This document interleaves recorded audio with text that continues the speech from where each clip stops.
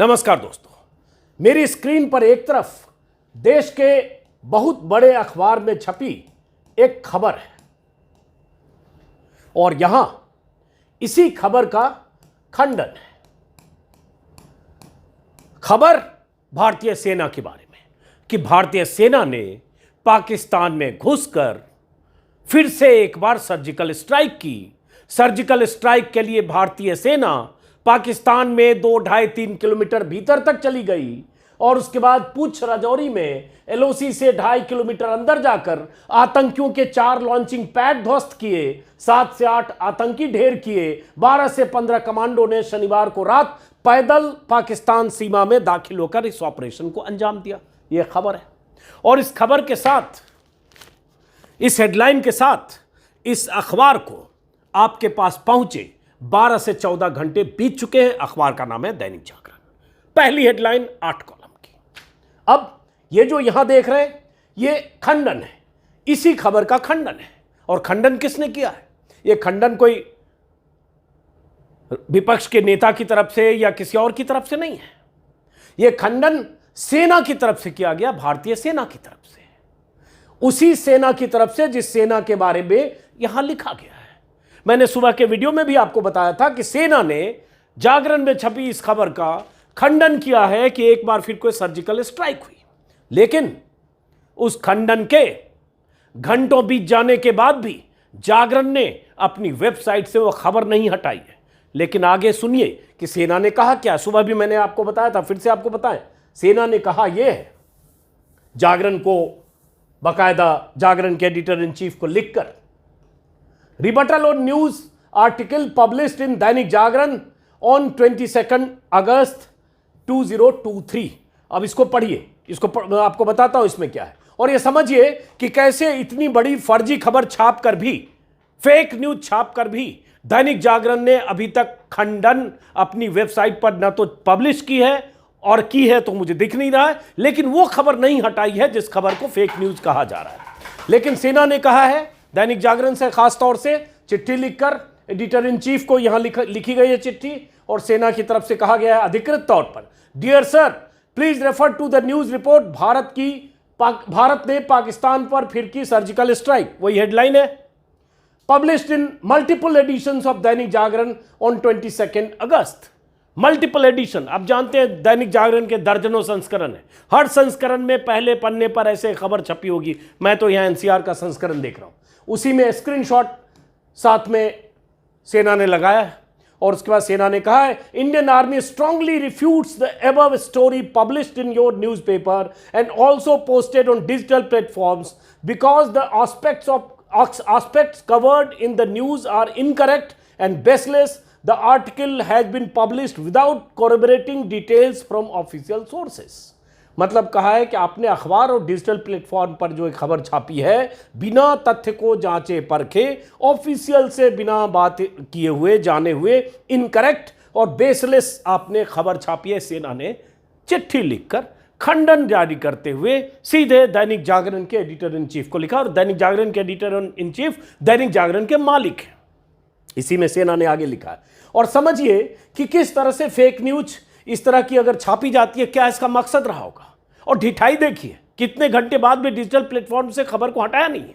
और ये जागरण है क्योंकि सत्ता से नजदीकी है, मोदी जी से नजदीकी है। संजय गुप्ता के पिताजी नरेंद्र मोहन कभी राज्यसभा सदस्य थे और बीजेपी से सबके करीबी रिश्ते हैं, सबको पता है घोषित तौर पर। इसी में आगे है, it is clarified that an infiltration bid was foiled in the general area of Hamirpur on 21st August, where 2 terrorists were likely injured, killed and warlike stores, including AK-47 magazines, ammunition, hand grenade, Pak origin medicines were recovered। जो मैंने सुबह भी दिखाया था कि Pakistan origin की कोई दवा, AK-47 मैगजीन और हैंड ग्रेनेड ये सब रिकवर हुए। और उसी में नीचे आखिर में लिखा हुआ है, जो दैनिक जागरण के संपादक को लिखा गया, it is requested that the rebuttal be carried prominently in all your newspapers and digital platforms to be amended accordingly. मतलब सभी प्लेटफॉर्म पर, डिजिटल प्लेटफॉर्म पर आप ये खंडन को छापिए जो जानकारी दी गई और अमेंड करिए जो भी खबर आपने छापी लगाई हुई है वो। लेकिन कई घंटे बीत चुके हैं।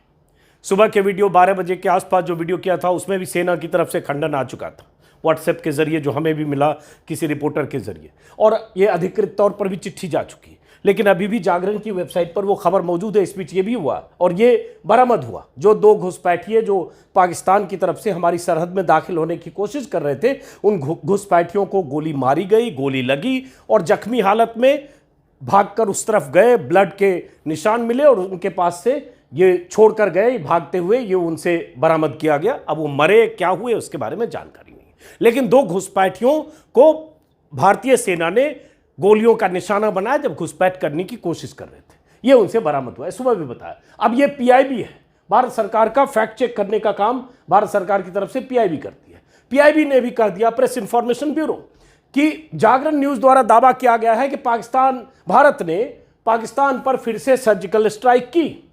पीआईबी का कहना मैटर करता है, हालांकि सेना ने खुद ही कह दिया यह दावा गलत है। 21 अगस्त को जनरल एरिया हमीरपुर में घुसपैठ की कोशिश को सेना द्वारा नाकाम किया गया, जिसका विवरण जागरण ने मीडिया के साथ साझा किया था। जो भी अफसर ने साझा किया होगा उसका जिक्र है, और यह दावा गलत है। दावा वही जो दावा जागरण ने छापा है, और यह फर्जी करके पीआईबी ने यह खबर लगाई है भारत सरकार की तरफ से।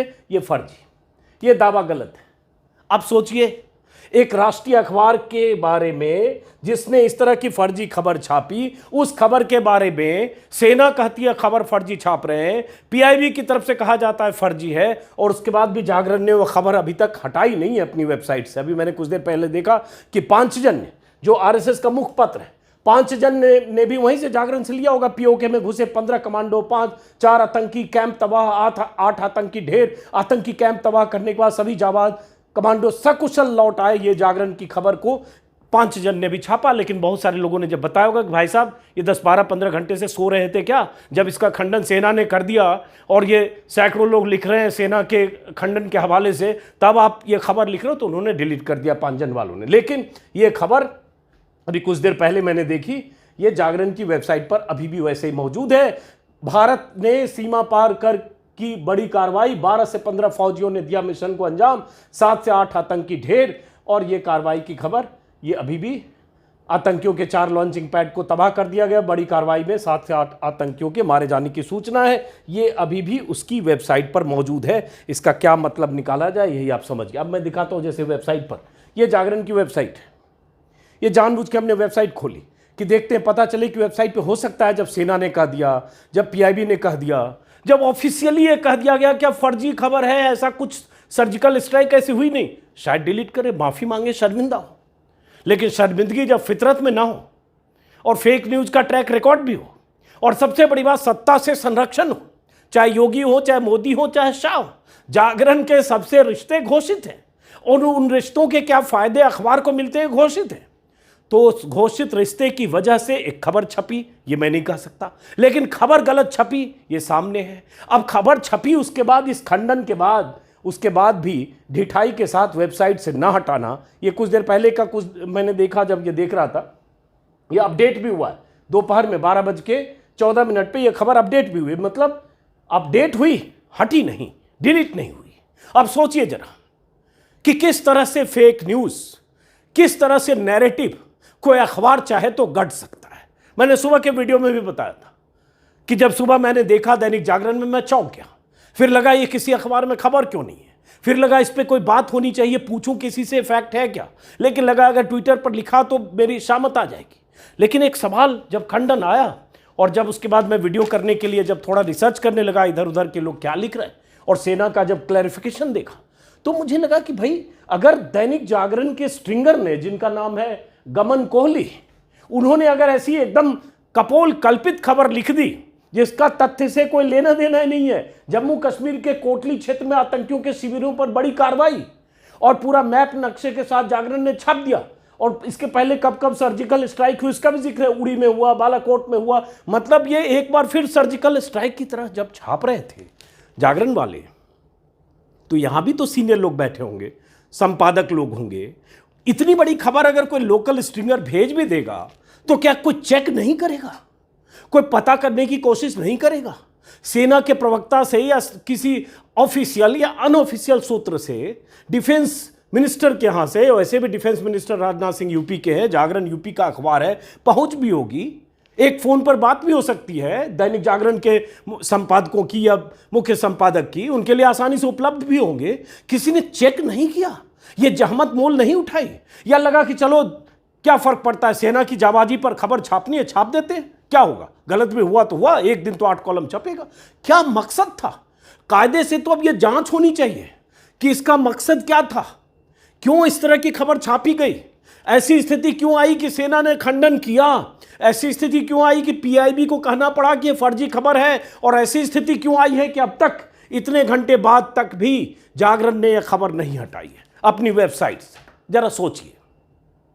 और यह ऐसा दौर है कि जब कोई सेना की इस तरह की कार्रवाई, सर्जिकल स्ट्राइक की कोई बात हो, छाप दे, तो किसी के क्या मजाल के पूछे भी कि कब हुई स्ट्राइक, हुई कि नहीं हुई, सेना का पक्ष क्या है। सेना का पक्ष भी कोई पूछे तो भी दिक्कत है।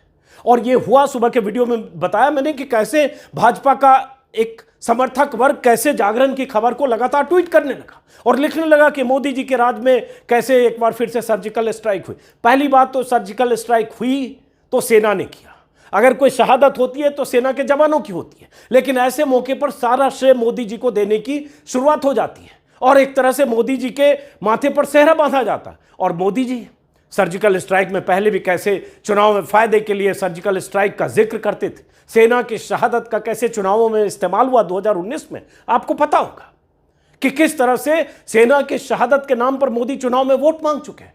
तो ये ऐसा दौर है जिसमें अगर आपके मन में कोई शक सुबह हो ऐसी खबरों पर, तो बहुत मुश्किल है कि शक को सार्वजनिक तौर पर जाहिर करना, क्योंकि जैसे ही आप शक जाहिर करेंगे, कहां हुआ, कब हुआ, या इसकी पुख्ता जानकारी क्या है, वैसे ही आप एंटी नेशनल और पाकिस्तानी घोषित कर दिए जाएंगे। इसलिए हम सब लोग चुप थे। लेकिन अब जब सेना ने, जब पीआईबी ने खंडन कर दिया है, तो इंतजार कर रहे हैं, कल के अखबार का हम इंतजार करेंगे। क्या जागरण पहले पन्ने पर, यहीं पर जहां इतनी बड़ी खबर उसने फेक छापी है 8 कॉलम की, क्या यहां छापेगा? क्योंकि कहा यही गया है कि आप उसी ढंग से इसको छापिए, प्रॉपर ढंग से, जो अपने प्लेटफॉर्म पर ये क्लैरिफिकेशन छापिए। ये नीचे इस खबर में कहा गया। क्या कल जागरण छापेगा? क्या माफी मांगेगा? क्या माफी नहीं मांगनी चाहिए?